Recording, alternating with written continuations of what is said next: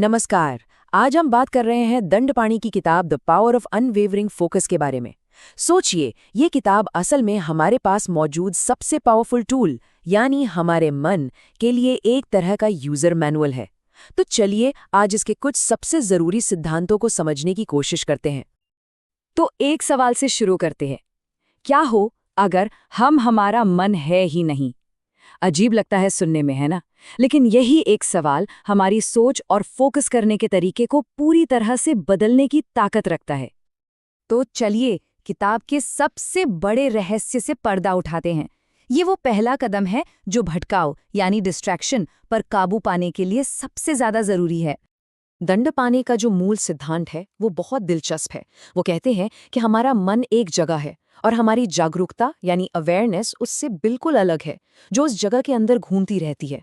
इसे ऐसे समझिए, मान लीजिए कि मन एक बहुत बड़ी हवेली है या एक पूरा शहर, और आपकी जागरूकता वो एक चमकती हुई रोशनी की गेंद है जो उस हवेली के एक कमरे से दूसरे कमरे में या शहर की एक गली से दूसरी गली में जाती है। इसका मतलब क्या हुआ? इसका मतलब ये है कि हम अपने विचार और अपनी भावनाएं नहीं हैं। हम तो वो यात्री हैं जो इन सब चीजों का अनुभव कर रहे हैं। और यकीन मानिए, बस इस एक फर्क को समझना फोकस में महारत हासिल करने की पहली और सबसे जरूरी चाबी है। ठीक है, तो अब जब हमने ये समझ लिया कि जागरूकता मन से अलग है, तो सवाल उठता है कि इन दोनों का रिश्ता क्या है। चलिए उस नियम को समझते हैं जो इन दोनों को कंट्रोल करता है। और वो नियम ये है, जहां जागरूकता जाती है ऊर्जा बहती है। ये सुनने में बहुत सिंपल लगता है, लेकिन ये बहुत गहरा है। इसे आप अपने मन का लॉ ऑफ फिजिक्स कह सकते हैं। मतलब हमारे मन के जिन हिस्सों में हमारी जागरूकता जाती है, हमारी एनर्जी भी वहीं जाती है और वो हिस्से और भी ज्यादा मजबूत हो जाते हैं। इसको समझने के लिए एक बहुत अच्छी मिसाल दी गई है। मन एक बगीचे की तरह है। अब सोचिए, अगर हमारी जागरूकता बार बार चिंता वाली क्यारी में जाती है तो क्या हो रहा है?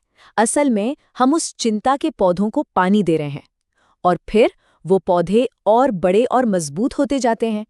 धीरे धीरे उस चिंता वाली क्यारी तक जाने का रास्ता इतना पक्का हो जाता है कि हमारी जागरूकता बिना सोचे समझे अपने आप ही उधर भागने लगती है। और कमाल की बात यह है कि ये नियम अच्छा या बुरा नहीं देखता, ये पूरी तरह से न्यूट्रल है। हम जिस चीज़ की प्रैक्टिस करते हैं हम उसमें अच्छे हो जाते हैं, भले ही वो चीज़ हमारे लिए अच्छी ना हो। यही वजह है कि हम में से कई लोग डिस्ट्रैक्शन के मतलब भटकाव के एक्सपर्ट बन जाते हैं। क्यों? क्योंकि हम दिन रात उसी की प्रैक्टिस जो करते हैं। लेकिन अच्छी खबर यह है कि यही नियम हमें उम्मीद भी देता है। अगर प्रैक्टिस से डिस्ट्रैक्शन में माहिर हो सकते हैं तो प्रैक्टिस से एकाग्रता में भी माहिर हो सकते हैं। तो सवाल ये है कि अगर हम सब अपने मन के यात्री हैं तो इस सफर को अपनी मर्जी से कॉन्शियसली चलाने के लिए कौन से टूल्स चाहिए? दंडपाणि हमें दो सबसे जरूरी टूल्स के बारे में बताते हैं। पहला है एकाग्रता यानी कॉन्सेंट्रेशन। ये है अपनी जागरूकता को एक चीज पर टिकाए रखने की क्षमता। और दूसरा है इच्छा शक्ति यानी विल पावर। ये वो मानसिक मांसपेशी है जिसका इस्तेमाल हम अपनी जागरूकता को एक जगह से दूसरी जगह ले जाने के लिए करते हैं। एक तरह से ये हमारे मन का स्टीयरिंग व्हील और जीपीएस है। दंडपाणि एक बहुत जरूरी बात कहते हैं। हम लोगों से कॉन्सेंट्रेट करने को तो कहते हैं, लेकिन उन्हें ये कभी नहीं सिखाते कि कॉन्सेंट्रेट करे कैसे। और यही तो सारी जड़ है। हम सब फोकस करना चाहते हैं, लेकिन कोई हमें सिखाता नहीं कि ये एक स्किल है जिसे प्रैक्टिस से सीखना पड़ता है। और सबसे अच्छी बात क्या है पता है? इन स्किल्स को ट्रेन करने के लिए अलग से आधा घंटा निकालने की जरूरत नहीं है। हम अपनी रोजमर्रा की चीजों को ही प्रैक्टिस का मौका बना सकते हैं। जैसे जब किसी से बात कर रहे हों तो अपना पूरा ध्यान सिर्फ उसी पर रखें, फोन पर नहीं। या जब गाड़ी चला रहे हों तो बस गाड़ी चलाने पर ध्यान दें। हर छोटा काम एक प्रैक्टिस सेशन बन सकता है। चलिए अब इन टूल्स का एक प्रैक्टिकल इस्तेमाल देखते हैं। इन्हें हम अपनी एक बहुत ही आम परेशानी, चिंता यानी वरी से निपटने के लिए कैसे इस्तेमाल कर सकते हैं। तो क्या हो अगर चिंता कोई बेकाबू बला नहीं बल्कि सिर्फ एक प्रिडिक्टेबल मतलब एक जानी पहचानी मानसिक प्रक्रिया हो? अगर ऐसा है तो जिसे समझा जा सकता है उसे मैनेज भी किया जा सकता है। तो चलिए चिंता के मैकेनिज्म को समझते हैं। मतलब ये काम कैसे करती है। बहुत सिंपल है। स्टेप 1, हमारी जागरूकता, हमारी अवेयरनेस प्रेजेंट मोमेंट को यानी आज को छोड़ देती है। स्टेप 2 वो भविष्य में चली जाती है। स्टेप 3 वहां जाकर वो एक नेगेटिव कहानी बनाती है जो अभी तक हुई भी नहीं है। और स्टेप 4 वो उस कहानी को लेकर वापस प्रेजेंट में आती है और उसके बारे में परेशान होती है। बस यही है चिंता का पूरा प्रोसेस।